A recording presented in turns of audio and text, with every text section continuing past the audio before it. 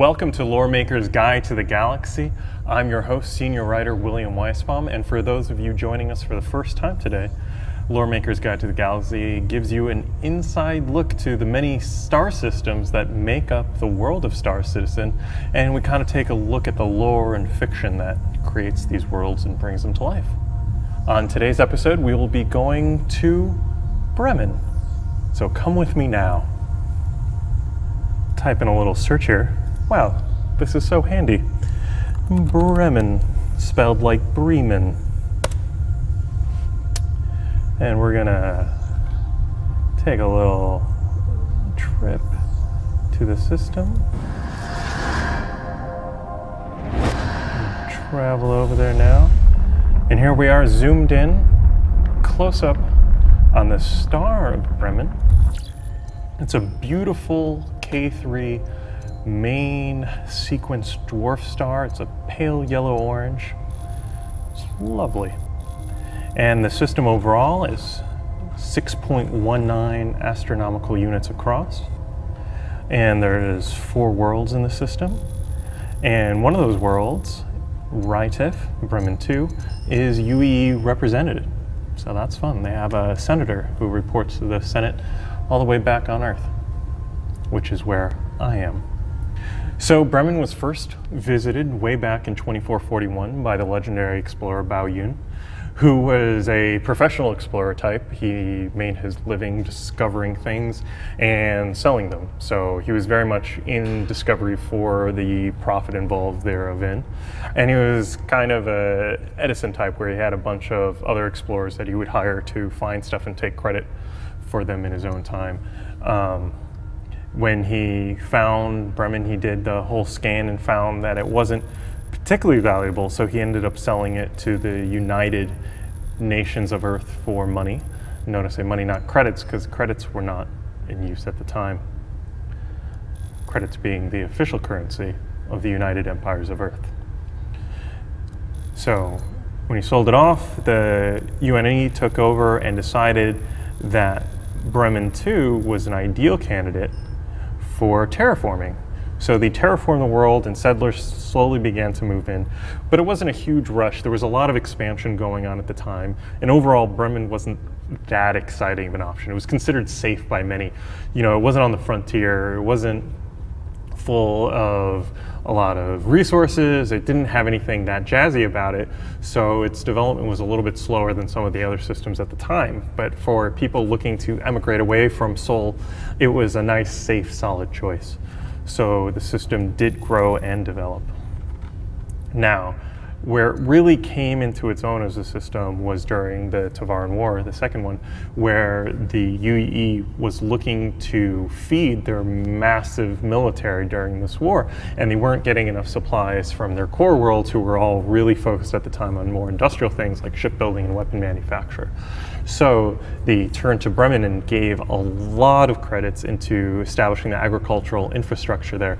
And Rytif, which was already an agricultural world, had a major boom as all this outside money came in there to really build up their infrastructure, and farms took over.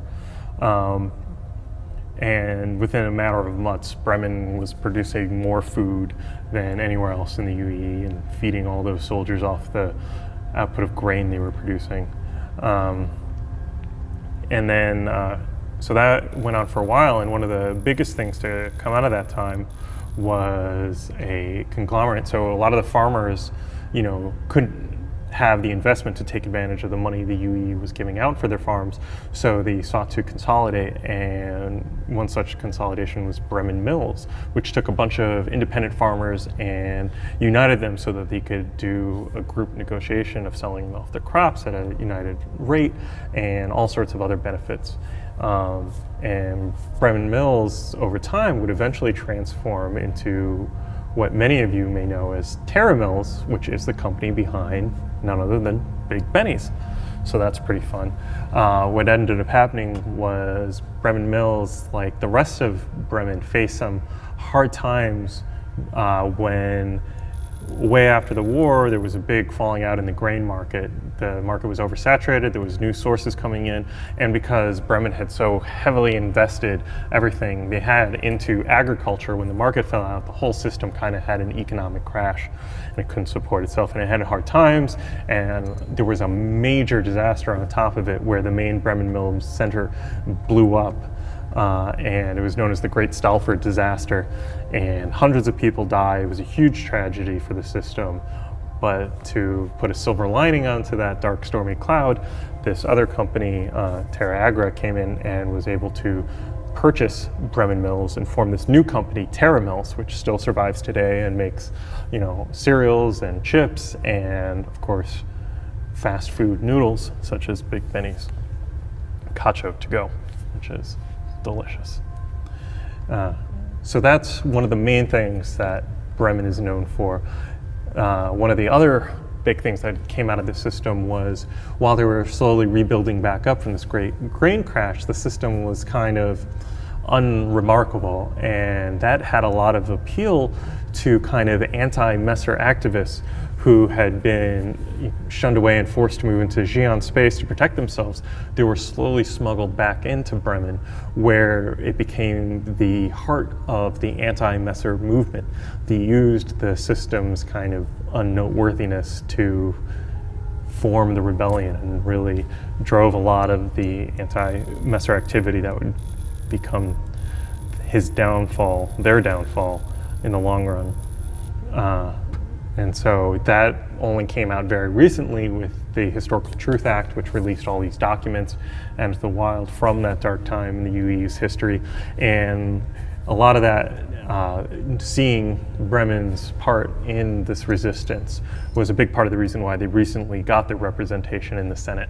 So that was exciting for them. So let's go now that we kind of have an overview of the system as a whole. Let's zoom in to visit Bremen 1.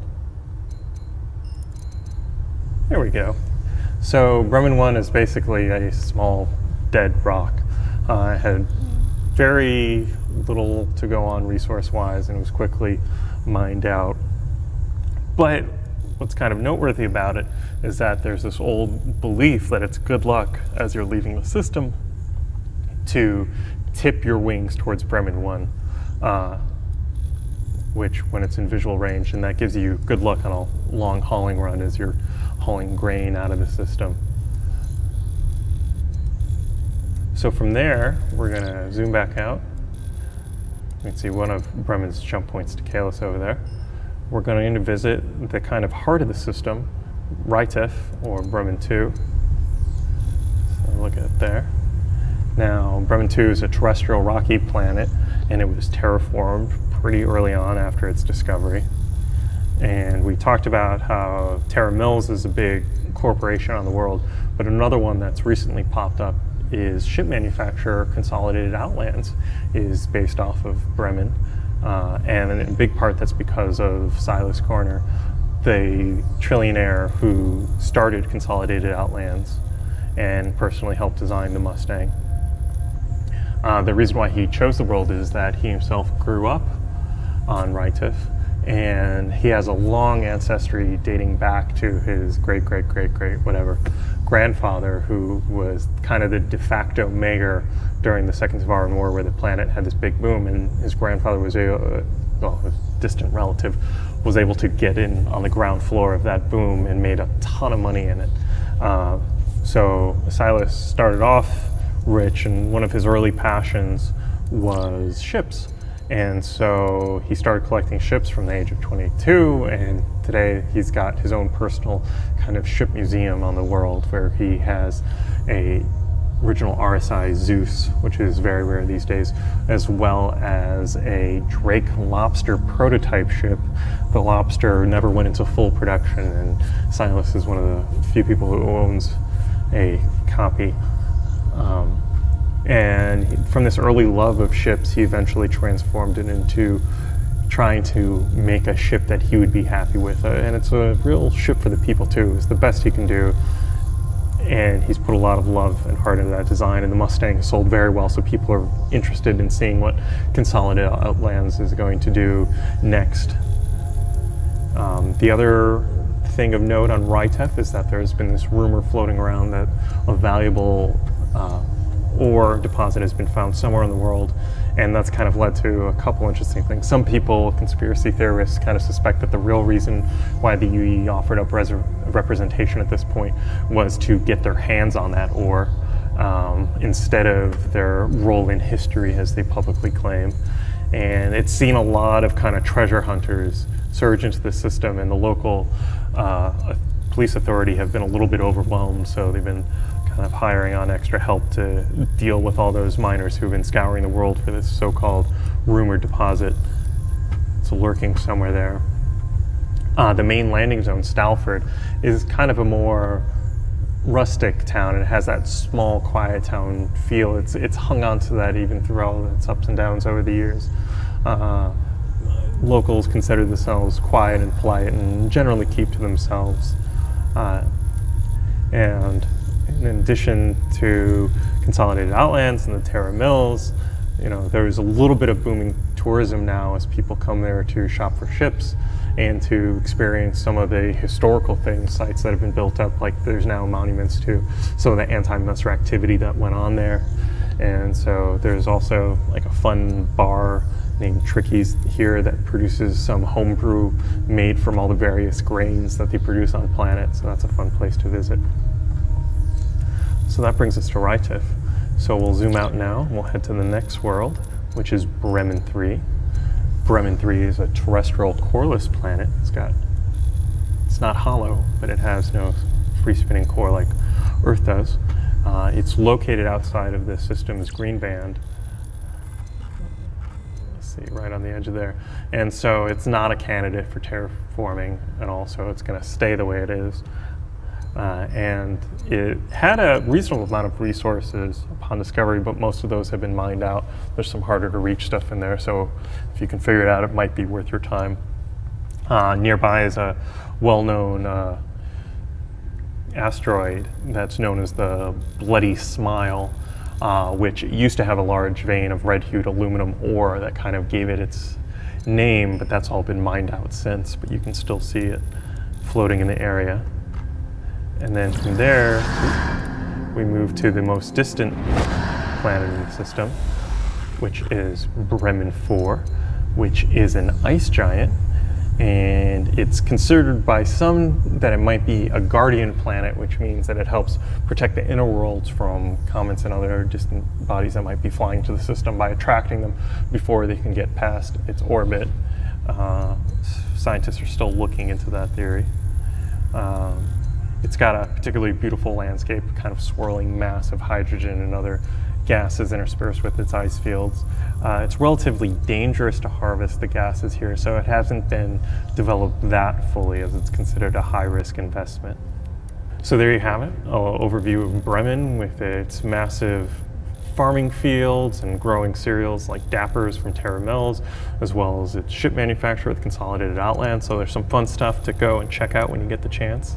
And I look forward to seeing you more in the verse next time on Lore Maker's Guide to the Galaxy. Thank you so much. Thank you for watching. So if you want to keep up with the latest and greatest in the Star Citizen and Squadron 42's development, please follow us on our social media channels. See you soon.